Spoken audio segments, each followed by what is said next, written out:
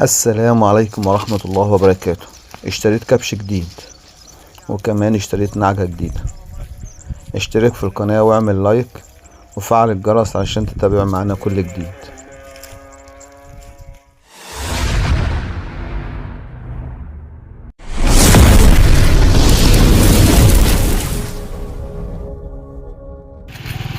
السلام عليكم ورحمة الله وبركاته. اهلا وسهلا بحضراتكم واهلا بكم في حلقة جديدة.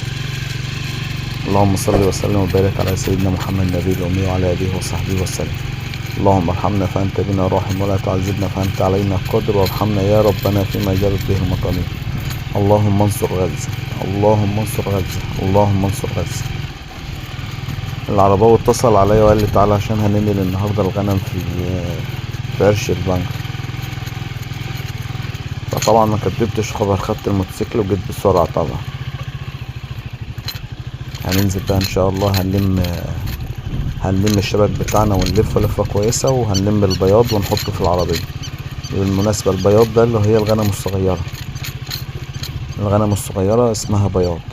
هنلمه في عربية داتسون جاية، هنحمل كل الكلام ده، هنحمل الخيمة دي والكلام ده كله. هي اسمها خيشة على فكرة، برضه هما بيقولوا عليها خيشة. وهنلم كل الشبك ده، هيتلف. هما سبع شبكات وهيتحطوا في العربية، وهنمشي ان شاء الله نروح البنجر النهاردة. هنروح نعشي هناك. الكلام ده المسافة من هنا لهناك بتاخد معانا يعني تقريبا من ساعة ونص، ساعتين. والكلب ده انا برميله عيش عشان هاخده معانا نحطه في العربية برضه ان شاء الله، لان الكلاب اللي كانت معانا كلها ماتت كده فجأة كده ورا بعض. فالكلب الصغير ده جبناه معانا عشان ناخده معانا ان شاء الله واحنا ماشيين، عشان احطه في العربية مع البياض، مع الغنم الصغير.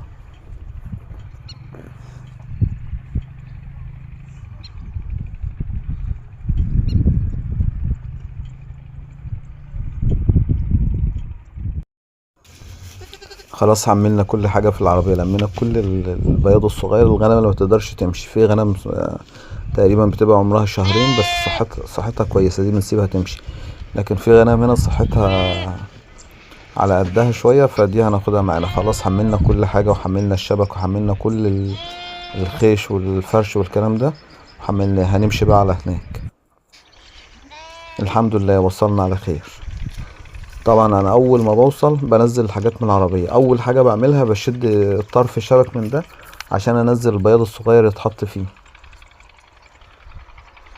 وبعد كده لما اخلص بشد بقى الطرف الكبير ده، بكسر كسر للغنم. الكسرة دي يعني بشد ليهم مكان ياكلوه، يعني فرد مساحة كبيرة، يعني بحيث ان هي تكفي الغنم اكل. هي اسمها برخل الغنم او اكسر بسم الله الرحمن الرحيم، والصلاة والسلام على سيدنا محمد النبي الأمي وعلى آله وصحبه وسلم. اللهم ارحمنا فأنت بنا راحم، اللهم انصر غزة، اللهم انصر غزة. خلاص البرسيم اللي احنا كنا بنرخي فيه خلصناه، ونقلنا في عرش البنجو. مشينا مسافة تقريبا 10 كيلو. فبناخد البياض ده بيتقال عليه بياض. بناخده في العربية وبنمشي، وواحد بيشد الشبكة أو يشد الزربية. لما الغنم بتيجي ورايا، الغنم بتطلع، هي الغنم طلعت من هناك قبل ما انا اتحرك اصلا. بعد ما هما مشوا انا حملت الشبك ده وجيت. فبشد الشبك لما الغنم تيجي. الغنم بتاخد تقريبا من ساعة لساعة ونص في الطريق. ربنا ييسر الحال يوصلوا بالسلام.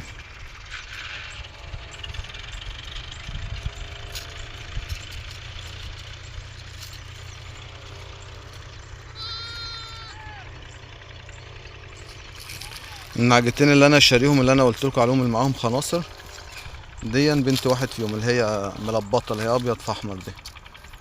والتانية اللي هي وشها احمر دي الصبحة. اللي وشه اسمر اسمه ادعم، اللي وشه احمر ده اسمه اصبح او صبحة. هي كان عندها اسهال وخدت دواء اسهال، والاسهال وقف خلاص. ربنا ييسر الحال يا رب. ربنا ييسر الحال. هنخلص الارض دي وهطلع لوحدي بقى باذن الله. الارض ممكن تاخد 15 يوم 20 يوم، وهعزل الغنم لوحدي بقى. كده كده انا اشتريت، كلمت حد هيجيب لي عرش بسله. مع شوية بصل مع شوية برسيم، وهتخزنه بإذن الله. وانا هطلع بقى لوحدي وامشي مع نفسي كده، لان انا الغنم لما بضم بالغنم بتاعتي مع العرب يعني ايه، حاسس ان الغنم مش مرتاحة ما بتاكلش حلو يعني، فان انا افضل لوحدي يبقى احسن. وعشان برضو الغنم حاسس ان هي فيها امراض كده معرفش ليه.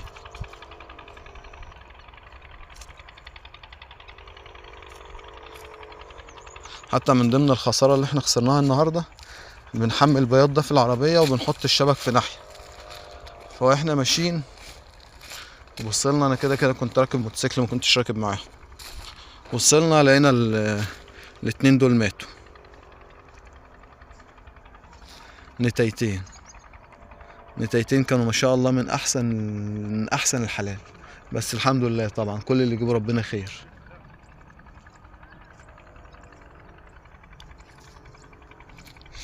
وكمان برضو اللي هيخليني اعزل، لان انا عندي الحوالي اللي كانت عندي قبل كده كانت بتطلع حلو عشان انا بدي بعلف. لكن دلوقتي انتوا لو شايفين الحوالي ده، الخروف ده بتاعي، ده ابن النعجة اللي هي اسمها غزالة، عدمان خالص، ده تقريبا عمره شهر ونص مش باين عليه. والتانية دي برضو دي تبعي برضو، دي برضو عمرها تقريبا شهرين. واللي نايمة دي برضو دي تبعي برضو عمرها تقريبا شهرين او شهر ونص تقريبا. فالغنم يعني ضعيفة شوية، لازم تاكل شوية علف، ولازم الامهات برضو تاخد علفة كل يوم. فانا ان شاء الله هعزل الغنم لوحدي عشان الغنم تعرف تاكل باذن الله، عشان اعرف اهتم بيه. وربنا ييسر الحال، او نطلع بقى ايه، لو حد يعرف اماكن في الريف الاوروبي، اماكن اسمها في العبور اللي هي احمد عرابي في اسماعيليه، بس مثلا فدان او فدانين يكونوا على بعض ويكون فيهم مزرعه وفيهم استراحه او بيت او اوضه ان انا انام فيها يعني. لو في حد قدامه حاجات زي كده يعرفها، وربنا ييسر الحال يا رب. انا لسه واصل عند الغنم دلوقتي حالا، ده تاني يوم في البنجر، النهارده الاربعاء. الغنم كانت عطشانه خالص، مشكله البنجر بيحتاج ميه كتير، الغنم بتشرب ميه كتير خالص. المهم لما وصلت، المفروض ان صاحب الارض بيدور لنا ميه ويملى العناية ميه. المهم اول ما وصلت لقيت الغنم عطشانه ومفيش ميه، فاخدت الجردل ده وفضلت احول ليهم ميه.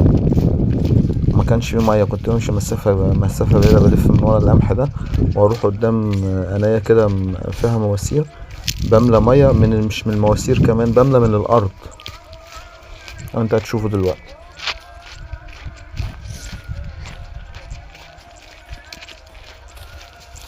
لان تقريبا فضلت اودي تقريبا ست ادوار او 5 ادوار، وكل دور 3 جرادل، يعني تقريبا 15 جردل وما عملوش حاجه.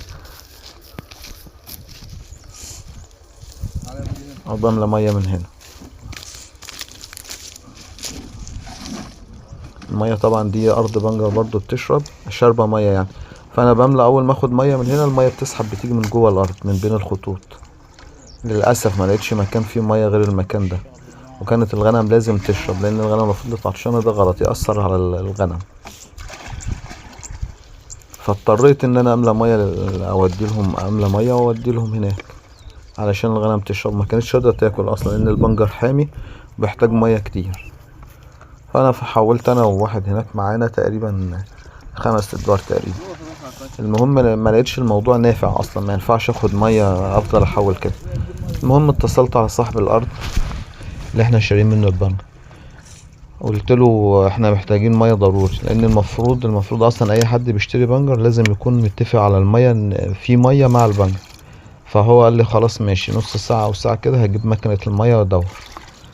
وفعلا جه ودور ميه. فهو تقريبا لسه مكلمه من ربع ساعه ونص ساعه كده، المفروض ان هو جاي في الطريق عشان يدور لنا ميه. لما بيدور الميه ويملى العناية ميه، بناخد الغنم ونروح نسقيها من هناك او نرويها من هناك، علشان نفضل نملك كده المية. اصلا انت شايف المية كلها طين ومش حلوة. ف... فوديت انا شوية المية دول وفضلت مستني علشان ربنا ييسر الحال يعني.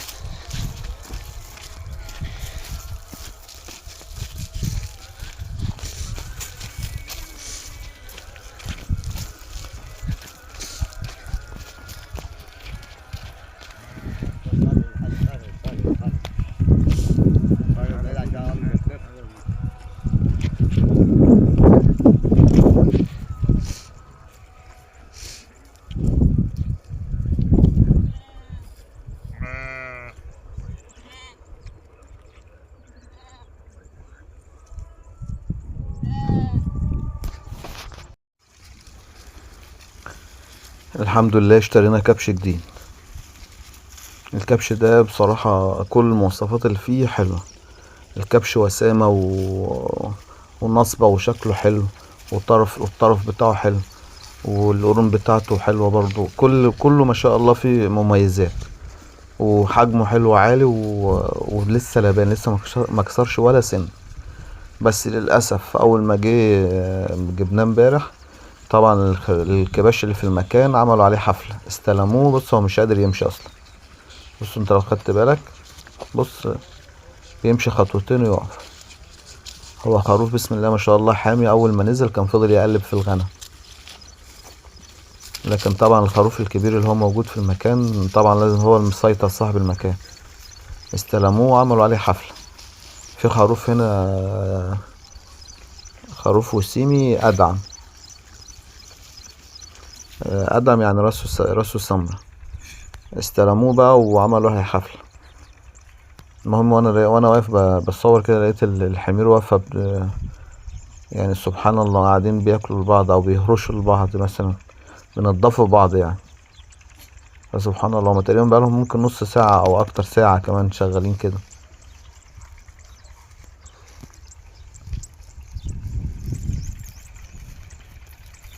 دي النعجة العجوز بسم الله ما شاء الله. بنتها النتاية هتيجي دلوقتي. بسم الله ما شاء الله في الرضاعة ربنا يحفظها. النهاردة انا اول ما روحت، النهاردة ده تقريبا تالت يوم، اللي هو الخميس. النهاردة 1 رمضان. لما روحت دخلت في الزربية او الشبكة، فضلت الف في الغنم، اشوف الغنم بتاعتي واحدة واحدة. يعني دي وش السعد بسم الله ما شاء الله. هي على فكرة رخت للولادة، الضرة بدأت تظهر. وده الخروف برضو، بس ما شاء الله واخد علقة محترمة. عملوا لها حفلة يعني استقبال. بس خروف العرباوي بيقول لي حلو. بقول لي انت لان انا حاسس ان هو غالي. انا شاريه ب11 ونص بالظبط. فبقول للعرباوي ان هو غالي. قال لي لو مش عاجبك اخد انا، وخد انت الخروف بتاعي هحسبه لك ب15. يعني انا هاخد فرق 3000 ونص. الخروف بتاعه اعلى من ده، بس هو عايز يبيعه. معرفش ايه السبب، بس هو عالي وخروف حلو وبقشر عنده كويس. بس معرفش ايه السبب ان هو عايز يبيعه.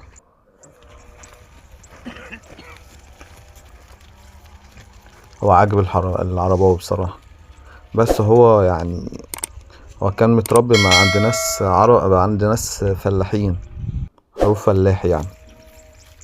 ودي النعجة التانية بسم الله بسم الله ما شاء الله. خشانة مفيش بعد كده. دي شاريها ب10 تلاف عشر، كسرة جوز، وما شاء الله واسعة وعالية وخشنة وحاجة محترمة برضو. يعني دي ممكن ان شاء الله ان شاء الله ان شاء الله هتكون من احسن الغنم اللي انا اشتريتها. ودي أزعة اهي. هي دي النعجة بصراحة حلوة يعني بصراحة. شاريها ب10 تلاف. والكبش شاريه ب11 ونص. هو شديد شوية بس حلو، اطلع يا بودي بقى. مستقبله هيبقى حلو. ده لما يكسر 4 أو يكسر 6 هيبقى وحش. ودي النعجة اللي أنا اشتريها جديد، اللي أنا كنت شاريها ب11 ونص. ودي أختها، دي وراها خروف، والتانية وراها دكر، نتاية. الاتنين اخوات توأم مولودين في بطن واحد. بس ما شاء الله الاتنين 10/10.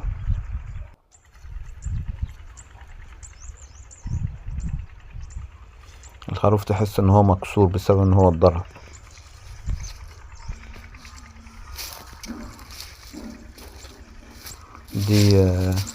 ودي النعجة اللي هي غزالة. وده الخروف بتاعي هنا. الخروف ده ان شاء الله هقضي رمضان، وبعد كده هسيبه في البيت في الحوش عشان يتعلف. هطلعه على سطح البيت لوحده علشان يتعلف، علشان ان شاء الله هيتذبح في العيد.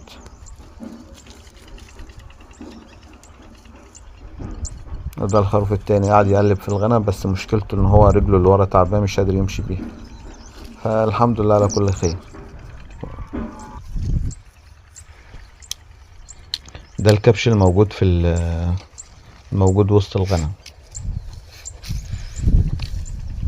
اعلى من الكبش بتاعي. بس العرباوي بيقول لي الكبش اللي انا جايبه احسن. الطرف بتاعه كويس، اللية من ورا مرسومة، وشكله حلو وصوفته حلوة.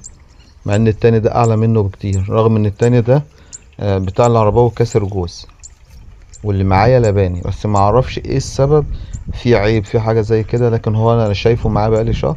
الخروف حلو، بعشر حلو، وكل حاجة تمام. وقال لي ما فيهوش عيب. انا عايز ابيعه واشتري واحد قافل، لان الكبش اللي قافل بيقدر يقوم بالقطيع. هي دي النعجة اللي انا شاريها جديد، لان الخروف اللي قافل يقدر يقوم بالقطيع لوحده، يعني مثلا يقوم ب30 نعجة لوحده.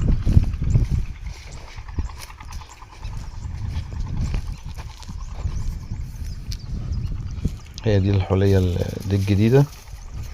ودي بص النعجة التانية هي وش العجوز دي.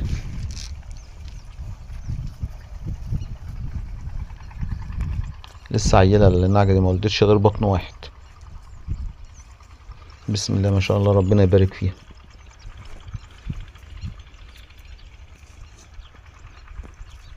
وشبعانة حلوة. احنا عندنا بنقول بقها طاهر، يعني بتاكل اي اكل وبيبان عليها يعني.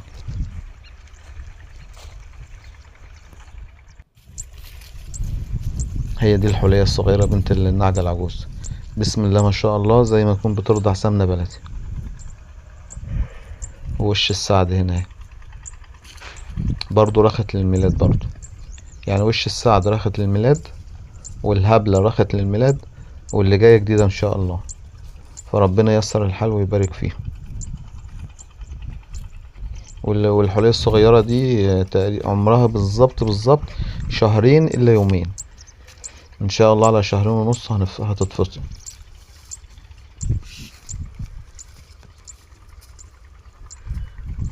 كان جالها شوية اسهال من بدري، وخدت علاج. بس من تحت مش في شوية مش نظيفة يعني. هو ده البنجر قبل ما يتقطع.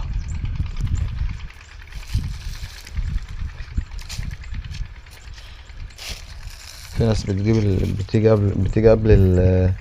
قبل ما احنا نيجي يعني. العرش ده بيتقطع، والبنجر بيتقلع من تحت ويتاخد يتحمل في عربية. والعرش ده يتساب مثلا 3 4 ايام ينشف تمام، يبقى زي ده كده. وبعد كده احنا نيجي بالغنم نأكله. في ناس بتأكل في الأرض، وفي ناس بتخزن. فاحنا برضو هنخزن شوية يعني. هي نخزن من الأرض دي. عندنا احنا شارين تقريبا فدانين. الفدان سعره عامل 4250. فاحنا احتمال نخزن من الأرض دي، أو نشتري أرض تانية ونخزن يكون فيها عرش بس. دي النعجة غزالة. ودي برضه هي النعجة اللي أنا شاريها، اللي هي معاها خنوط. بس غنم حلوة برضه. العرباوي لما شافها قال لي كل الغنم حلوة. والاتنين دول شكر لي فيهم برضه، بس عايزين اهتمام يعني. فعشان كده ان شاء الله هنخلص ارض البنجر دي، وهعزل لوحدي. وهحاول اخزن كميات كتير من الاكل، بحيث ان انا ما اتزنقش في اكل بره. هطلع اسرح مفيش اكل، هاكل من الحوش وخلص. اكل من الاكل اللي انا مخزنه. ان شاء الله هخزن بعرش بنجر وعرش بسله، واعمل دريس بلدي برسيم في البطن التالت. وان شاء الله لو عرفت اشتري برسيم حجاز اجربه يعني، لانه غالي شويه. الطن فيه عامل 10 تلاف. فهنشتريه كده ونجربه، بس ده مش دلوقتي يعني. لكن الحاجات التانية، البصل والبسلة والدريس والبنجر، ال4 حاجات دول ان شاء الله مثلا 20 يوم 25 يوم هشتري كمية بإذن الله. احنا فتحنا لهم فتحة كبيرة هي، رخية كبيرة او كسرة كبيرة يعني، علشان ياكلوا ويشبعوا. بص النعجة كده دي بتاكل. ده البنجر الصغير. البنجر ده يا جدعان غير البنجر الأحمر. ده اسمه بنجر سكر. ده اللي بيتعمل منه السكر. عشان كده الغنم لما بتاكله بتعطش بسرعة. والأرض دي والبنجر لوحده بيبقى حامي على الغنم. فعشان كده احنا لما اشترينا الأرض دي كان فيها غلط كتير. فكان فيها تنويعة أكل يعني، النفلة والنسيلة والشنخير والكلام ده.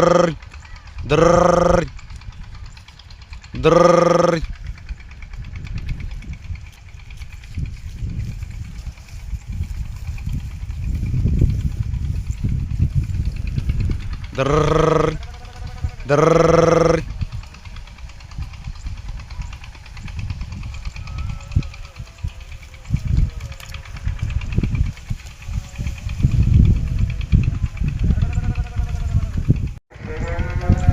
در در در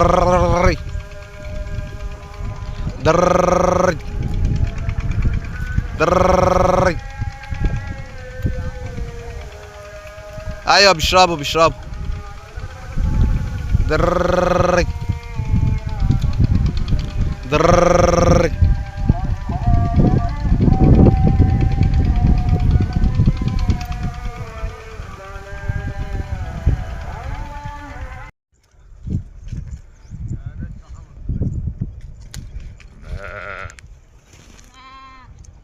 كل سنة وانتم طيبين ورمضان كريم عليكم. نروح نحضر للفطار بقى عشان نفطر. السلام عليكم ورحمة الله وبركاته. تصبحوا على خير.